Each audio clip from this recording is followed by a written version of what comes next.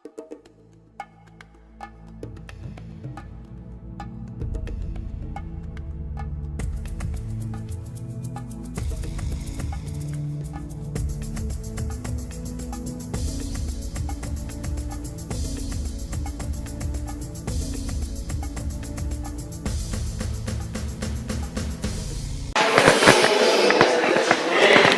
tal, hermanos? Buenas tardes. Vamos a hacer una oración. Señor Dios, gracias, Señor, por este día. Gracias, Padre, por ser tan misericordioso y bondadoso con nosotros, Señor, por darme vida una vez más, Señor, por traerme aquí a tu templo, Señor, a tu iglesia, para alabar y bendecir tu nombre, Señor. Te pedimos en el nombre de Cristo que nos ayude, Señor, a que tu Espíritu Santo esté en nosotros y puedas darnos palabra de amor, de sabiduría. Redarguye, Señor, nuestro espíritu y ayúdanos a cambiar, Señor, a ser mejores personas, más como tú, Jesús. Te agradezco, Señor Dios.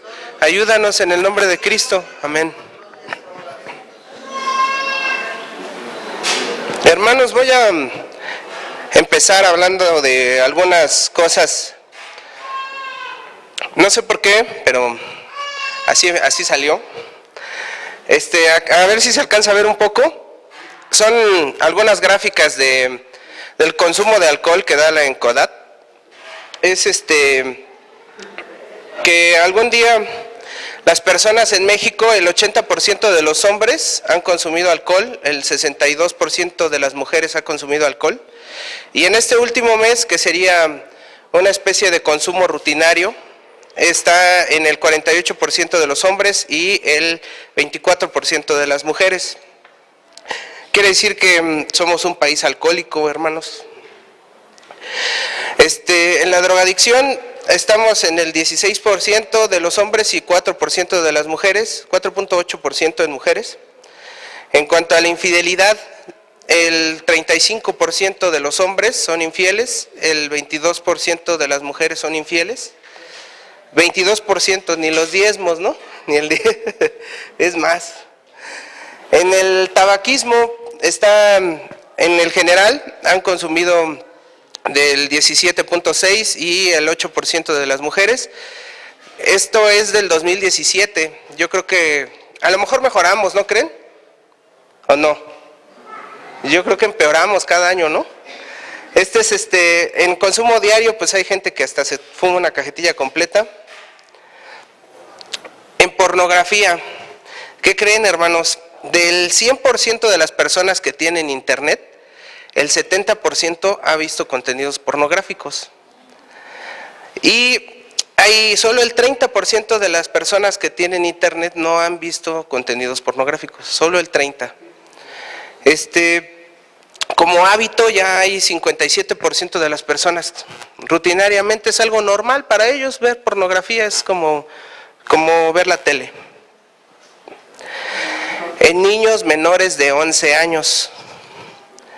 No sé si piensen que sus niños son unos angelitos, pero los angelitos en México, a los 11 años, el 93% ya ha visto pornografía. Y en las niñas, el 62% ya ha visto pornografía. Entonces, aunque sus angelitos sean angelitos de 11 años, ya tienen un porcentaje alto de vulnerabilidad a este tipo de cosas. ¿Sale? Pues es algo pesado, pero podemos decir que en general somos un país de clasificación C, ¿no? Las series de televisión, todos los contenidos que vemos, lamentablemente no son adecuados.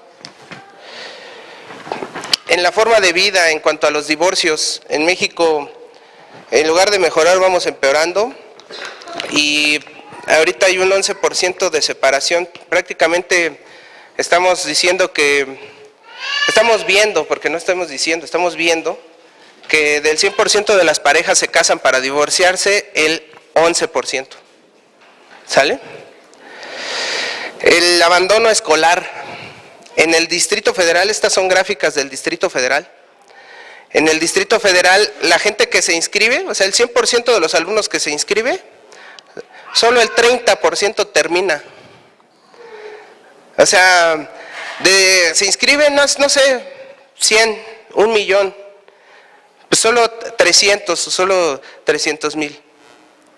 O sea, es una situación de abandono muy grave. No tenemos el hábito del estudio. Bueno, el tema es prudencia. Perdón, es nada más una introducción. El tema está en su manual en la página 63. ¿Quién trajo su Biblia, hermanos? ¿Sí? A ver, alcen la mano, alcen la Biblia. Muy bien. ¿Qué es esto, hermanos? Esto es un celular, no es una Biblia, es un celular. Esta es la Biblia. ¿Qué va a pasar con sus hijos cuando vean esto? Van a decir, mi papá está viendo un celular. ¿Y qué va a estar pasando cuando vean esto? Va a decir, mi papá está viendo la Biblia. ¿De acuerdo? Lean la Biblia, no sus celulares. Que los vean leyendo la Biblia. Que ustedes modelen a sus hijos el leer la Biblia. Perdón por regañarlos. La definición de prudencia. Es reconocer que en una situación habitual puede haber peligro. ¿Sale? ¿Han visto ese letrero? Bueno, aguas. Esa es prácticamente la definición, aguas. Hay algunos diccionarios que pueden decir que es pensar que ciertos acontecimientos o actividades sobre los posibles riesgos que conllevan. Otra es cualidad que consiste en actuar o hablar con cuidado, de forma justa y adecuada, con cautela o moderación, con previsión y reflexión, con sensatez y con precaución para evitar posibles daños y dificultades, males o inconvenientes. Hermanos, la prudencia es un control de riesgos, ¿sale? Estas son las definiciones que les estaba hablando. Es prácticamente una reflexión para prevenir riesgos, ¿de acuerdo? Es un letrero de precaución en nuestra vida, esa es la prudencia. ¿Han visto en las líneas del metro? Todos están aquí en la orillita, en fin, ¿qué pasa? Es más, hasta se asoman. Para eso ponen las líneas, para precaución. Esa es la definición, ¿sale? Es cautela, los sinónimos ahí vienen, ¿no? ¿Sí, Miguel? Cautela, cordura, moderación. Bueno, lo opuesto es estar pegado, ¿no?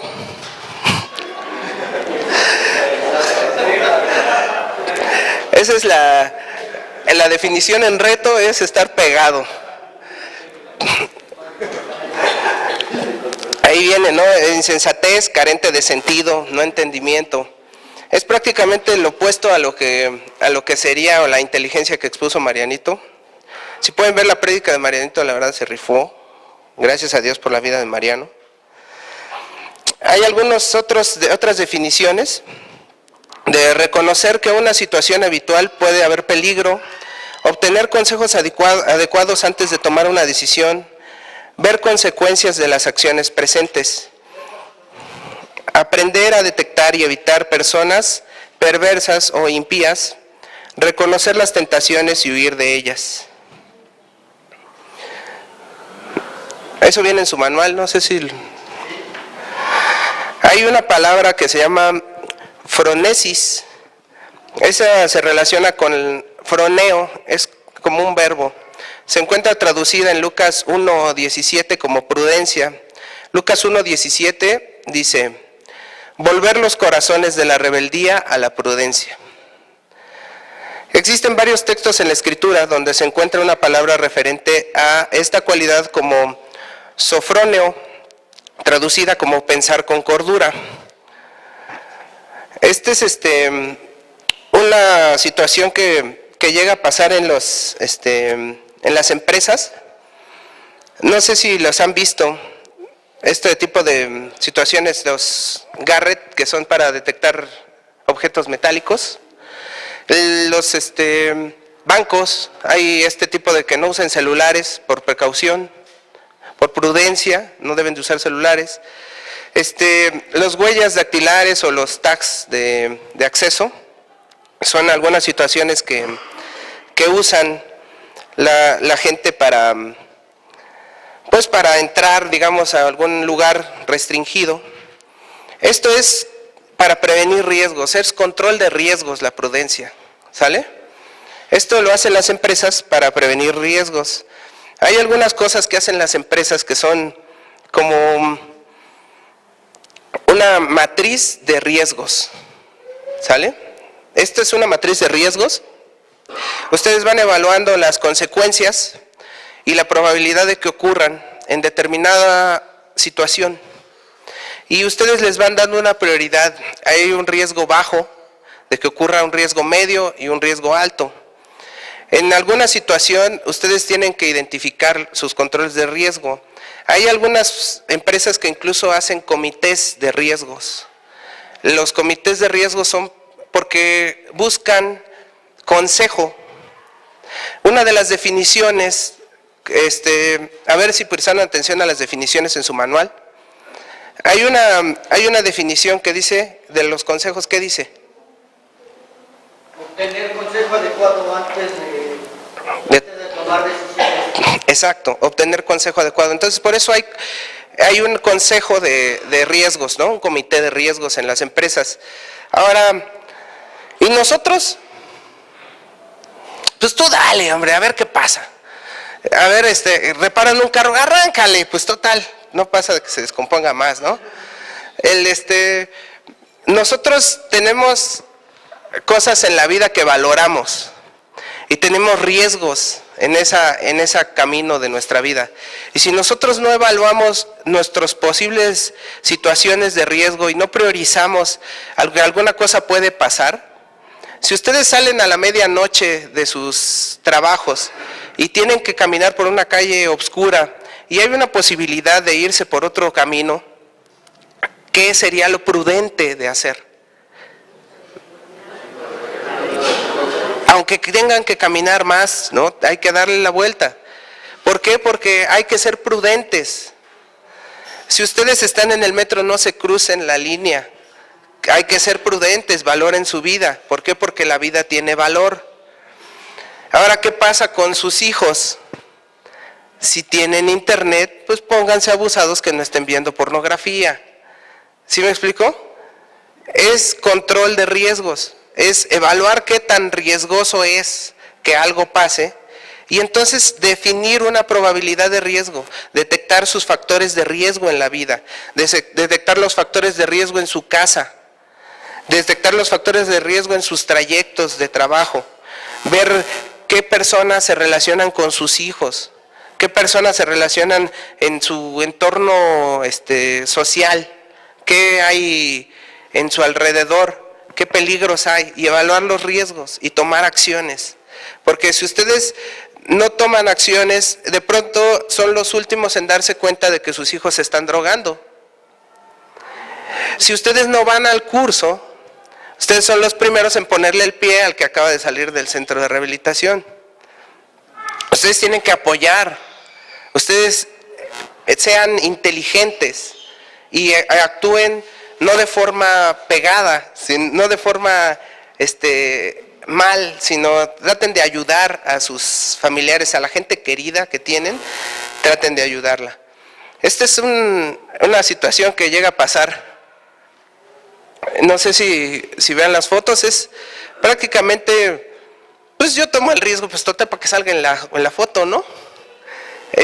A veces actuamos mucho sin pensar, ¿de acuerdo?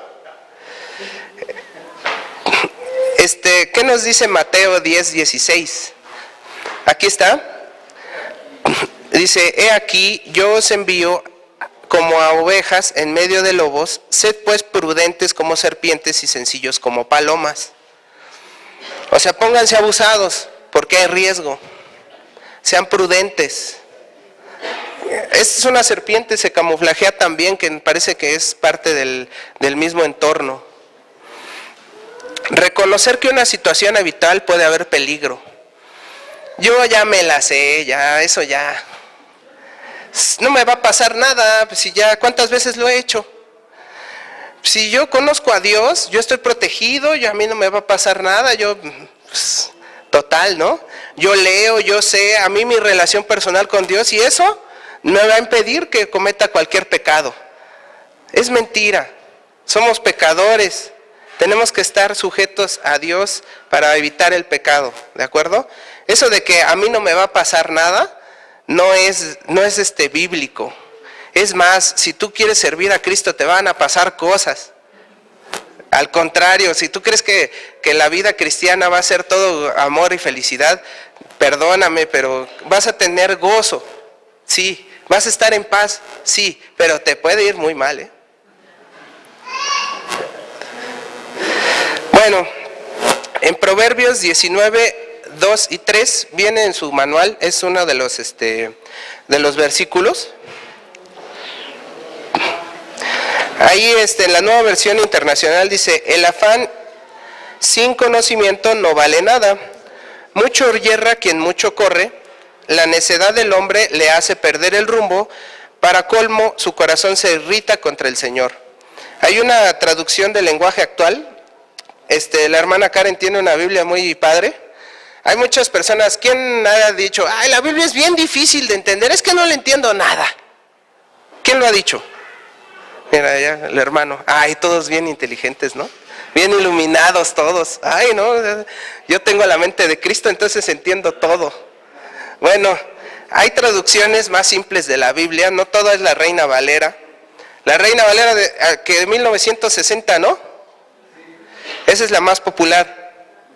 Bueno, la Reina Valera de 1960 está traducida del griego al español lo mejor posible, en 1960. ¿Sale? Hay una Reina Valera contemporánea, hay nueva versión internacional, Dios habla hoy, lenguaje actual, para que pues personas como yo, que lamentablemente no tenemos pues todo el conocimiento, nos cuesta trabajo, tenemos que ver varias versiones porque no entiendo bien a veces. Entonces, pues no todo es la Reina Valera. Gracias a Dios tenemos la Reina Valera, pero hay veces que tenemos que consultar otras versiones, ¿sale? Por ejemplo, esta dice: no es bueno actuar sin pensar, la prisa es madre del error. El tonto fracasa en todo y luego dice: Dios tiene la culpa. ¿Sale?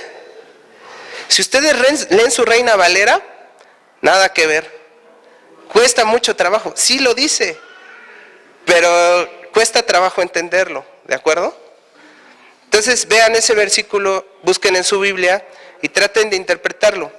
La realidad es que muchas veces actuamos sin pensar, de impulso, en la ocasión, nos presionan y luego, ¿sale? Sí les ha pasado, ¿no? La presión hace que cometamos errores. La presión social nos provoca hacer algo. Entonces, ¿qué tenemos que hacer si somos prudentes? Vienen las definiciones de su manual. Tenemos que buscar consejo, no ser precipitados, pensar en las consecuencias, ver que en una situación que generalmente hacemos rutinariamente, como cruzar la calle, puede haber un riesgo inherente de que alguien se pase un alto y te atropelle. Esa es prudencia, ¿sale? Bueno, la Biblia está hecha para que nosotros podamos entender la voluntad de Dios, y muchas veces nos cuentan historias. En el Antiguo Testamento me gusta mucho porque yo soy muy dado a las historias, me gusta ver las historias, ¿no? Entonces, lean por favor la primera de Samuel capítulo 13, es tarea. Yo se las voy a contar más o menos así como a grandes rasgos. Y vamos a evaluar algunas cosas que le pasan al rey Saúl. El rey Saúl era un israelita, pues yo creo que ejemplar, ¿no? O sea, un guerrero israelita, no cualquiera ahí el chaparrito feo de la colonia, sino era un señor más grande que todos los israelitas y era un guerrero, ¿de acuerdo? Un guerrero israelita. Bueno, el señor Saúl estaba en un lugar que se llama Gilgal. Él estuvo ahí junto a 3,000 israelitas para pelear contra los filisteos. Y de esos 3,000 le dijo a su hijo Jonatán, pues tú ve y atácalos por allá y nosotros los juntamos, los otros 2,000 me los quedo yo y atacamos por acá. Entonces Jonatán, su hijo, empezó a atacar a los israelitas por un lado y empezó a atacar la guarnición de los filisteos. Los filisteos obviamente al verse atacados reunieron a su ejército.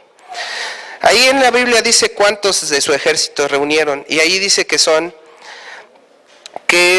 fueron 30,000 carros, 6,000 a caballo y pueblo numeroso como la arena del mar. Digamos unos 50,000 soldados filisteos contra 3,000 soldados israelitas. Y entonces los israelitas empiezan a ver a 50,000 soldados filisteos y dicen vámonos, y empiezan a desertar. Entonces Saúl se empieza a impacientar. ¿Por qué no podía empezar la batalla? Porque tenía que esperar a Samuel y al sacerdote para hacer el sacrificio antes de la batalla. ¿Por qué iban a hacer un sacrificio antes de la batalla los israelitas? Para que Dios los dirigiera. Si tú no eres respaldado por Dios, pelear una batalla sería tonto. Tú tienes, como cristiano, estar respaldado por Dios. Tienes a Dios de tu lado. Entonces, si tú peleas con Dios, ¿qué va a pasar? Vas a ganar. Entonces, si vas a pelear contra 50,000 soldados, siendo ustedes 3,000, solo con la ayuda de Dios. Entonces, tenían que esperar a Samuel para hacer el sacrificio.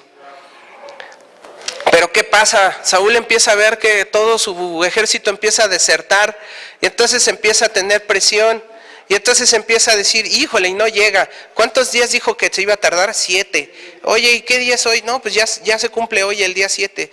Híjole, pues entonces, ¿sabes qué? Yo la hago. Vamos a quemar la ofrenda. ¿Por qué? Porque necesito alabar a Dios y más que nada necesito que mi ejército no deserte. ¿Pero quién le va a dar la victoria? ¿Su ejército o Dios? Dios. Entonces, aquí lo que pasó fue que él agarró y quemó la ofrenda. Entonces, lamentablemente llega el profeta Samuel y le dice, ya pecaste, amigo, o sea, discúlpame Saúl, pero yo llegué, digamos que así, al tiempo que debía de haber sido. El sacrificio fue hecho, pero no fue agradable a Dios, sino por el contrario fue considerado desobediencia, ya que lo hizo por razones personales. No fue una alabanza, fue una religiosidad antes de la batalla. Fue una motivación para que pelearan sus soldados. No fue algo agradable al Señor, no por el hecho de que no haya sido hecha de forma correcta, sino porque no la hizo el sacerdote, no fue aceptada, y porque no obedeció la palabra de Samuel. Y en el versículo 13 y 14 dice, entonces Samuel dijo a Saúl, locamente has hecho, no guardaste el mandamiento de Jehová tu Dios que te había ordenado, pues ahora Jehová hubiera confirmado tu reino sobre Israel para siempre, mas ahora tu reino no será duradero. Jehová se ha buscado un varón conforme a su corazón, al cual Jehová ha designado para que sea príncipe sobre su pueblo, por cuanto tú no has guardado lo que Jehová te ha mandado. En otra definición de ahí dice, obtener consejos adecuados antes de tomar una decisión. ¿Sale? Pero bueno, en este caso, ¿Saúl tomó consejo? Se precipitó, hizo mal, locamente. ¿Y cuáles fueron las consecuencias? ¿Evaluó las consecuencias? Yo creo que sí. Dijo, voy a perder la batalla. Pero las evaluó conforme a su entender, las evaluó conforme a su sentir, las evaluó nada más como para ganar la batalla. No evaluó que en ese momento iba a perder el reinado de toda su descendencia. Esa acción le costó el reino. Y no se dio cuenta. Y él lo hizo y pensó que estaba bien. Entonces, muchas veces podemos cometer esos errores. Hay que ser prudentes. No hay que dejarse presionar, hay que tomar decisiones sabias. ¿Sale?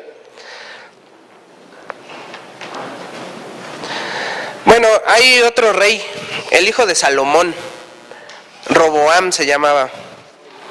En Primera de Reyes, capítulo 12, hay una definición que dice obtener los consejos adecuados antes de tomar una decisión. Roboam era el hijo del rey más grande que había tenido Israel. Era el dueño. Imagínense que ustedes les dejan 3 casas a sus hijos así. Y el Roboam, pobre Roboam.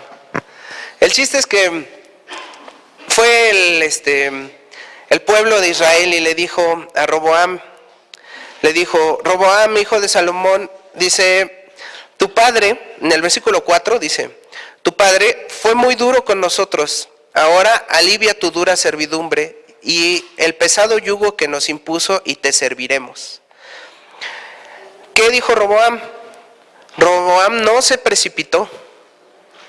Roboam fue prudente en cierta forma y le dijo, no, está bien, miren, denme chance 3 días de pensar las cosas, voy a consultarlo con la almohada, voy a consultarlo con los consejeros y ya después tomo una decisión, vénganme a ver dentro de 3 días. Entonces él fue y pidió consejo a los sabios de Salomón, a la gente que estaba llegada a su papá, y tomó consejo con los amigos suyos, pues la banda ahí dijo, oye, ¿qué onda? ¿Cómo ves? No, pues sabes qué, que tú dales más duro, es más, los tienes muy consentidos. Entonces tomó una mala decisión Roboam. Roboam regó la sopa porque cuando volvieron después de 3 días tomó el consejo inadecuado y le dijo a los israelitas, ¿saben qué? Pues mi papá era duro, pues yo voy a hacer un mandamás todavía más duro que ustedes. O sea, si ustedes creen que mi papá era gandalla, yo lo soy 2 veces. Y entonces le dijeron los israelitas, ¿sí? Pues mira que nosotros no tenemos nada que ver contigo. Entonces tú eras el que tenías la necesidad de nosotros. Y dividió el pueblo. Y en lugar de tener 12 tribus de Israel, se quedó con 2. ¿Y saben cómo salió de la ciudad? Apedreado. Lo empezaron a corretear a pedradas. El rey, el que tenía todo el poder de Salomón, el que pudo haber sido más que su padre, con una sola decisión mal tomada, se destruyó su reino. Y sigan leyendo y vean cómo terminó Roboam. Y sus hijos, porque no nada más fue para él. El chiste es que, lamentablemente, bueno, vamos a evaluar. Él se precipitó. ¿Roboam se precipitó? No se precipitó. Dijo 3 días, tomo mi decisión. Buscó consejo, pero fue un mal consejo. Tomó el mal consejo. Ajá. Se descuidó en tomar la decisión. Exacto. ¿Y cuáles fueron las consecuencias? Perdió a su pueblo. ¿Sale? Entonces, ahí en su definición dice buscar un buen consejo. ¿Sale? Adecuado consejo. ¿Cuál será el mejor consejo que podamos tener? ¿Quién lo va a dar? ¿Verdad? Vamos a buscar en la primera de Samuel en el capítulo 29 y 30, también es tarea, todo eso es tarea para que ustedes lean más o menos la historia y entiendan más lo que les estoy diciendo. Muchos de ustedes pues ya tienen tiempo en Cristo y ya tienen el hábito de la lectura. 29 y 30 de la primera de Samuel. Ahí viene una historia en donde David vivía en Siclag.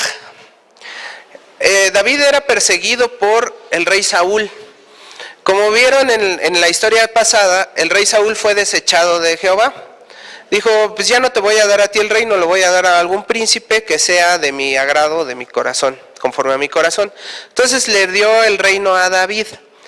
Saúl sabía que el elegido iba a ser David, y entonces Saúl persigue a David, y David huye de Israel. Al huir de Israel llega a la tierra de los filisteos. Los filisteos eran enemigos de Israel, pero los filisteos adoptan a David porque es prófugo de Saúl.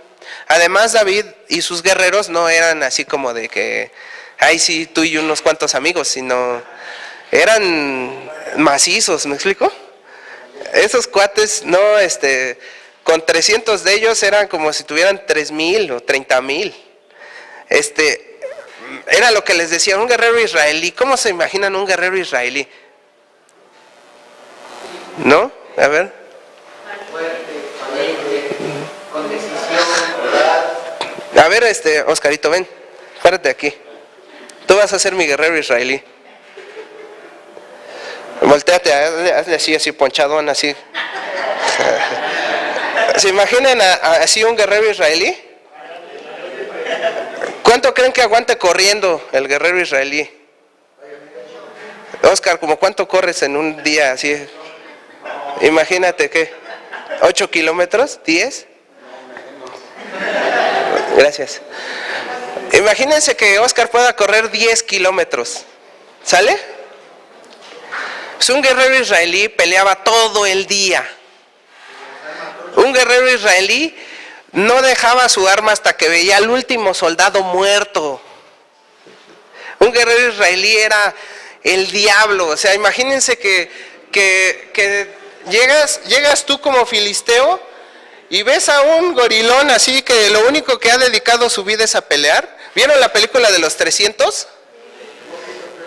Y cuando llegan todos los soldaditos ahí de los campesinos y le dicen a Leónidas, oye, yo vengo aquí con mis 1,000 soldados y tú nada más traes 300, y él le dice, a ver, ¿cuántos son? Y ya le gritan, dice, tú traes campesinos, yo traigo soldados, ¿me explico? Así era un guerrero israelí. Entonces los filisteos ven a los de David y dicen, no, pues estos cuates me fortalecen mi ejército. Entonces van en contra de los israelitas, llegan a una batalla. David vivía en Siclag, ¿sale? Van y entonces llegan y los filisteos ven a los de David y les dicen, híjole, ¿qué crees? Que se me hace que contra los israelitas estos cuates se nos van a voltear y nos van a ganar. No, mejor regrésalos a sus casas, pídeles perdón, diles que no los vamos a ocupar hoy. Y nosotros peleamos contra los israelitas y ustedes se quedan en su casa, porque si se nos voltean estos cuates, nos van a ganar. Fueron prudentes los filisteos. Entonces David regresa a su casa y se da cuenta de que los amalecitas, otro pueblo de ahí, tomó Siclag, su ciudad. Se secuestró a sus mujeres, a sus hijos y a todos los que estaban en la ciudad y le prendieron fuego a la ciudad.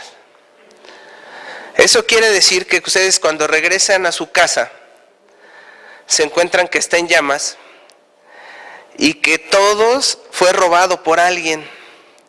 Lo peor de todo es que ustedes conocen ese alguien. Ya saben quién les robó. Es más, saben que vive ahí a la vuelta. Y ustedes son guerreros israelitas. ¿Qué hubiera sido lo lógico?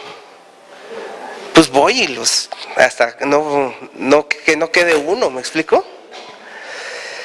Pero ¿qué hizo David? ¿Qué hizo David? Pidió consejo a Jehová. En la primera de Samuel, en el versículo 8 del capítulo 30, dice, y David consultó a Jehová diciendo, ¿perseguiré a estos merodeadores? ¿Los podré alcanzar? ¿Sí? O sea, David, antes de precipitarse, antes de hacer lo que era lógico, antes de ir y matar a todos, o sea, pues yo no sé si quieran a su esposa y a sus hijos, pero pues David yo creo que sí los quería. Y se los llevaron. Y sabía quién, y sabía dónde, y sabía que los podía alcanzar y que los iba a destruir. Y tenía la rabia. Y aún así, respiró hondo y profundo y le dijo, Señor, ¿qué debo hacer? ¿Sí me explico? Nosotros cuando tenemos hambre empezamos a entrarle y hasta después damos gracias a Dios. O sea, no consideramos a Dios ni para eso. Tomamos decisiones al calor de los chetos, ¿no?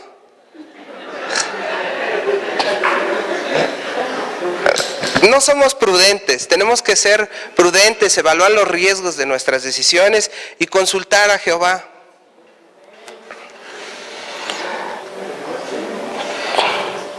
Bueno, a Josué le dijo Jehová: nunca se apartará de tu boca este libro de la ley, sino que de día y de noche meditarás en él, para que guardes y hagas conforme a todo lo que en él está escrito, porque entonces harás prosperar tu camino y todo te saldrá bien. Entonces, ¿sí se oye? Bueno. ¿Ya no? ¿Sí? Bueno, la idea es que Josué tenía la ley, y ese era,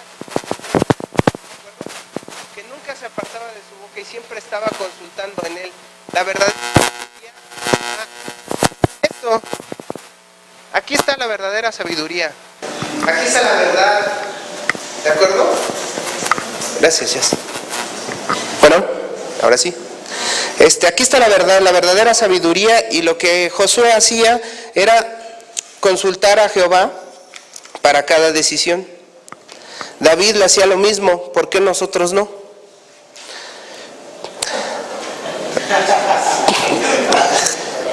Bueno,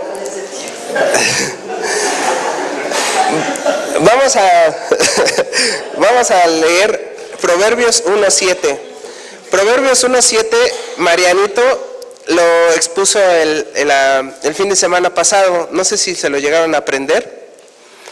¿Cuál es la verdadera sabiduría? El principio de la sabiduría. El temor a Jehová. Dice, el principio de la sabiduría es el temor a Jehová. Los insensatos desprecian la sabiduría. Entonces, si nosotros despreciamos la sabiduría de Dios, pues no somos sabios, somos insensatos. ¿Qué es insensato? Ahí viene en su manualito. ¿Cómo? Necio, sin pensamiento, sin sesos, pegado. Entonces, el principio de la sabiduría es el temor a Jehová, es leer su palabra, es estar en su presencia, ¿de acuerdo? 8 de cada 10 gatos. ¿Cómo cuántos seremos aquí?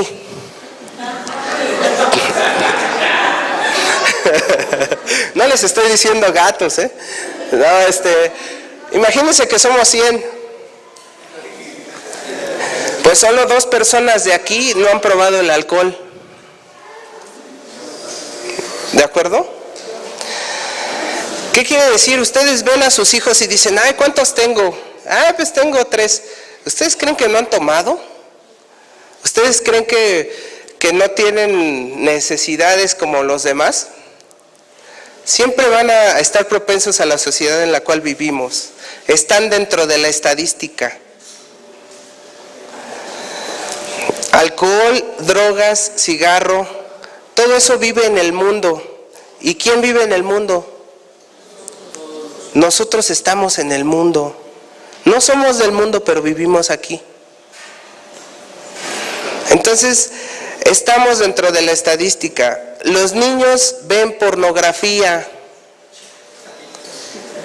O sea, no sé si ustedes piensan que viven en un mundo especial. Foxilandia decían hace unos años. La realidad es que ustedes vean, y si dicen que hay personas que, no sé, el 12% decía las estadísticas que estaban fumando, hermanos, alguno de ustedes fuma. O sea, no necesitan decírmelo, está ahí en las estadísticas. Hay algunos ustedes cristianos que están fumando. Hay algunos de ustedes cristianos que todavía el 15 de septiembre se la pusieron.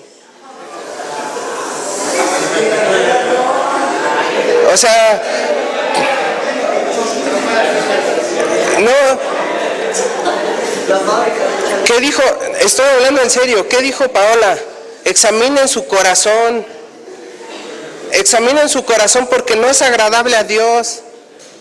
Examinen su corazón porque no están siendo cristianos ejemplares, no están siendo hijos de Dios. Ustedes están pecando. Ustedes no están siendo prudentes. Ustedes están dejando que el alcohol entre en sus casas. ¿Qué pasa cuando yo dejo que el alcohol entre en mi casa? Hago que mi familia se corrompa. ¿Por qué voy a fiestas con alcohol? Nada más me llevo a toda la familia. ¿Para qué? Para que mi hijo vea cómo mis hermanos, mis primos, mis tíos se están emborrachando. Es mal ejemplo. No tienen que cuidar a la sociedad, cuiden su casa. Cuiden que no haya alcohol en su casa. Si mi hijo acaba de salir del centro de rehabilitación y hago un reventón loco con todos y es más, yo pongo 3 pomos porque estoy orgulloso de mi hijo. Por favor. No es así. Los cristianos tenemos que ser ejemplo, tenemos que ser luz. Tenemos que dejar esos malos hábitos.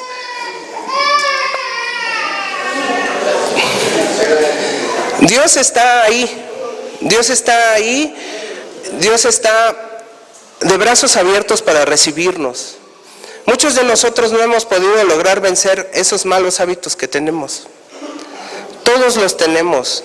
No es vergonzoso decir que todos tenemos malos hábitos, pero es vergonzoso hacer como que no los tenemos.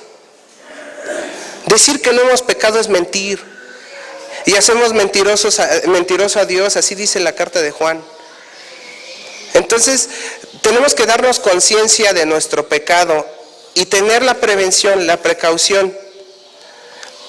Tenemos que tener la prudencia de que todo eso no entre en nuestra casa. Y esta es la casa de Dios. Yo soy la casa de Dios. Entonces tengo que cuidarme y tengo que cuidar a mi casa. Entonces tengo que ser prudentes, dar pasos firmes. No doy ocasión de caer a mi hijo. Entonces lo cuido. Entonces leo la palabra para tener la sabiduría y el consejo necesario para poderlo guiar. Pero si no leo la palabra, le doy mal ejemplo y doy pie a que la contaminación del mundo entre a mi casa, lo único que estoy haciendo es llevarlos al barranco. Estoy agarrando a mis hijos y a mi familia y los estoy poniendo en la orilla del metro para que ellos nada más den el salto. Entonces, reflexiona, examina tu corazón. Pídele a Jehová que te revele lo que está fallando en tu vida. Tú lo sabes y seguramente el Espíritu Santo te ha redarguido en alguna parte de ti que necesitas cambiar. ¿Y sabes qué? Él es bueno y Él nos va a ayudar. Y Él tiene, por el poder de su gracia, por la sangre de Cristo, lo que cantamos, Él nos ha dado esa gracia de Dios para poder ir a Él, para poder abrazarlo y decirle, perdóname, Señor. Sí, lo hice, perdóname y ayúdame, por favor, porque yo no puedo hacerlo. Ayúdame. Voy a leer de ti, voy a pedirte consejo, voy a tomarte en cuenta antes de tomar una decisión, voy a ver las consecuencias, voy a ser prudente. Esa es la aplicación en tu vida. Ese es agarrar la palabra de Dios y hacerla parte de ti. Él está dispuesto a ayudarnos. Vamos a hacer una oración, por favor, para que Dios nos ayude a quitarnos esa mancha de nuestro cuerpo, esa vileza del mundo que nos ha contaminado, que nos ha permitido que entre la maldad a nuestra casa. Por favor, ayúdenme, párense, por favor, todos. Vamos a cerrar nuestros ojos y no escuchen lo demás.